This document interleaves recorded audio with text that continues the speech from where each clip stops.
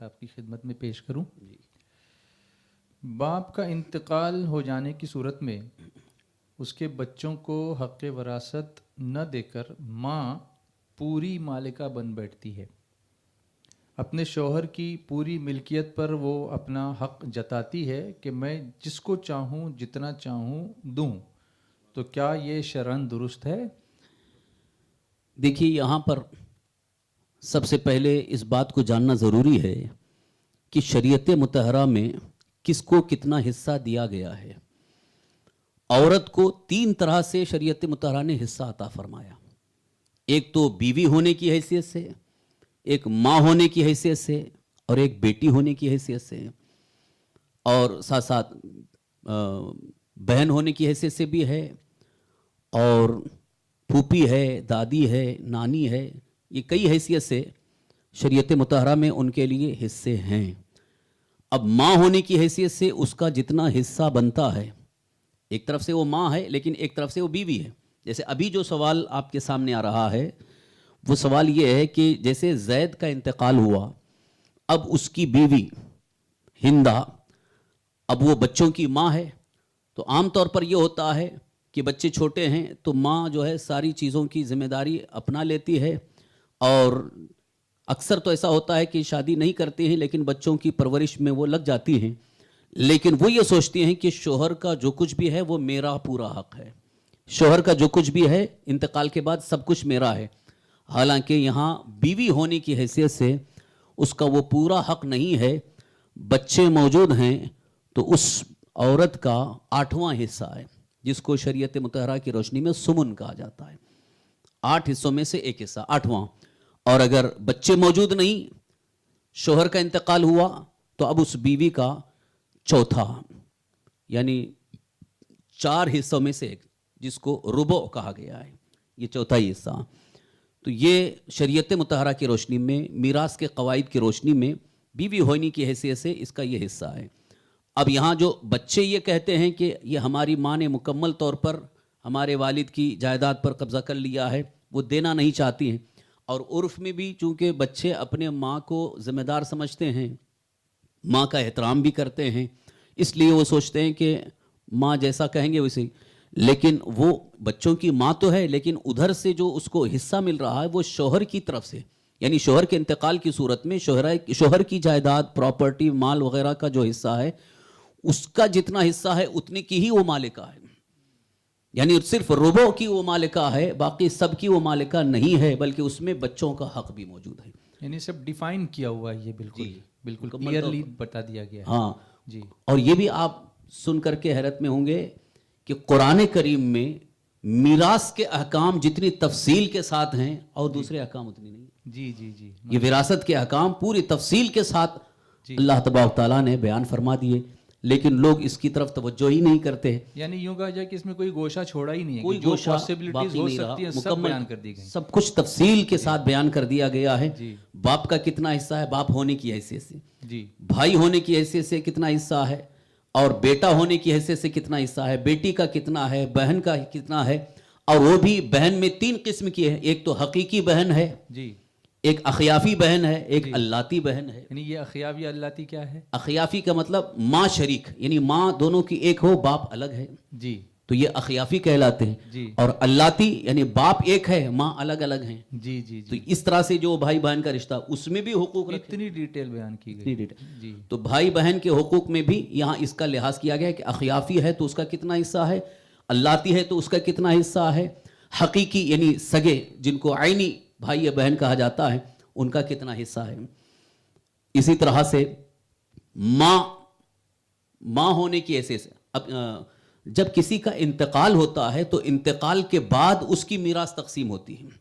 جیسے زید کا انتقال ہوا تو اب انتقال کے بعد وہ جو عورت موجود ہے اس کی بیوی ہے، تو اب ماں ہونے کی حیثیت سے نہیں اس کو دیا جا رہا بلکہ بیوی ہونے کی حیثیت سے دیا جا رہا ہے. جی. زید کا اگر انتقال ہوا اس کی ماں موجود ہے تو اب وہاں ماں کو ماں ہونے کی حیثیت سے دیا جا رہا ہے. اچھا. جی جی. یہ فرق اکثر لوگ نہیں جان پاتے ہیں جی. کہ یہاں بیوی ہونے کی حیثیت سے اس کا اتنا ربع ہے، لیکن ماں ہونے کی حیثیت سے مطلب یعنی بیٹے کا انتقال ہوا اور ماں موجود ہے تو وہاں ماں کو بھی حصہ دیا گیا ہے کہ औलाद मौजूद है तो वो सुदुस यानी छठा हिस्सा उसको मिल रहा है। अच्छा। तो अभी जो सवाल आपके सामने आया कि माँ मुकम्मल मालिका बन जाती है, तो वो माँ तो बच्चों की माँ है, इसलिए उसको माँ यहाँ कह रहे हैं, लेकिन मीरास के तकसीम के एतबार से, विरासत की तकसीम के एतबार से यहाँ चूंकि वो जैद की बीवी है, यानी जिसका इंतकाल हुआ उसकी बीवी है, तो वो बीवी होने की हैसियत से उसको रुबो या सुमन, यानी अगर औलाद नहीं है तो रुबो है और औलाद है तो सुमन है, ये इस तरह से उसको हिस्सा है। अब वो उतने ही की मालिका है, अब बाकी जो है वो उसकी औलाद का है, यानी जिनका इंतकाल हुआ, बेटे हैं बेटियां हैं, उनको दिया जाएगा। इस तरह से अब वो मालिका मुकम्मल नहीं हुई, तो उनका ये कहना कि मैं जिसको चाहूँ जितना चाहूँ दूँ, ये गलत है। वो मुकम्मल मालिका नहीं है, अलबत्ता जितना उनका हिस्सा है उतने की वो मालिका है। उसमें उनको इख्तियार है कि वो अगर अपनी हयात में किसी को देना चाहें तो दे सकती हैं, नहीं देना चाहें तो नहीं दे सकती हैं। लेकिन फिर जब इनका इंतकाल होगा तो फिर इनकी मीरास तकसीम होगी उनकी औलाद में, और उनके माँ बाप मौजूद हैं तो माँ बाप को। जी माशाल्लाह। तो यहाँ ये आज वो बात हमको मालूम हुई सबको, और नाजरीन को भी और सामीन को भी, जो बरसों से हम नहीं जानते थे कि इतना तफसील के साथ मीरास के मसाइल को कुरान करीम में बयान किया गया है, और हर एक का हिस्सा बिल्कुल वाज़ेह तौर पर क्लियरली मेंशन किया गया है। अल्लाह तबारक व तआला हमें समझकर अमल करने की तौफीक। एक हदीस पाक भी सुन लें, इस सिलसिले में याद आ गई। अल्लाह के हबीब हमारे आका सरवर कायनात सल्लल्लाहु तआला अलैहि वसल्लम इरशाद फरमाते हैं, तअल्लमुल फराइज़ व अल्लिमुहन नास फ़इन्नहा निस्फुल इल्म। ये फ़राइज़ का इल्म सीखो, मीरास का इल्म सीखो और लोगों को सिखाओ, ये आधा इल्म है। इसको सरकार दो आलम सल्लल्लाहु अलैहि वसल्लम ने निस्फुल इल्म फरमाया, ये आधा इल्म है जी। इसकी तरफ तवज्जो ज़्यादा ज़रूरी है जी। अच्छा हज़रत, ये बताएं कि औरत का अगर इंतकाल हुआ तो उसके ज़ेवरात और उसकी जो महर की रकम है उसका क्या हुक्म है? हाँ, यहाँ भी एक बड़ी गलत फहमी ये होती है कि जैसे औरत का इंतकाल हुआ, शोहर मौजूद है, औलाद भी मौजूद है, तो आम तौर पर लोग क्या कहते हैं कि अरे वो अम्मी के जेवर हैं, वो बेटी को दे दो, नहीं बहनों को दे दो, या कोई ये कहते हैं कि हमको ये दे दो, या कभी ऐसा होता है कि शोहर वो ले लेता है कि वो मेरी बीवी का पूरा हक है। शोहर बीवी की मीरास में हकदार होता है, लेकिन वो भी मुकम्मल हकदार नहीं है, पूरे माल का वो हकदार नहीं है। अब यहाँ भी शरीयत मुतहरा में शोहर होने की हैसियत से इसको जो हक अता फरमाया है कि अगर औलाद मौजूद है तो उसको जो है रुबो है, और औलाद मौजूद नहीं है तो निस्फ मिलेगा। यानी दो हैसियतें हैं, बीवी का इंतकाल हुआ, शोहर मौजूद है, अब उसकी औलाद भी अगर है तो उसको रुबो यानी 4 हिस्सों में से एक हिस्सा, और औलाद नहीं है तो उसे निस्फ यानी आधा हिस्सा मिलेगा, पूरे माल में से आधा हिस्सा। इस तरह से वो तकसीम होगी। अब यहाँ पर जेवर जो औरत छोड़ करके इंतकाल कर गई, तो जेवर और उसके पास जो कुछ भी माल रहा, रुपये पैसे, या उसके महर की रकम उसके पास मौजूद रही, या उसको मिली नहीं, शोहर ही के पास रही, तो अब ये भी सवाल होता है कि वो महर की रकम उसके हकदार कौन है। जैसे अगर शोहर ने महर की रकम अदा नहीं की थी, अब वो ये सोचते हैं कि वो महर की रकम किसको दें, तो वो भी मीरास में तकसीम होगी।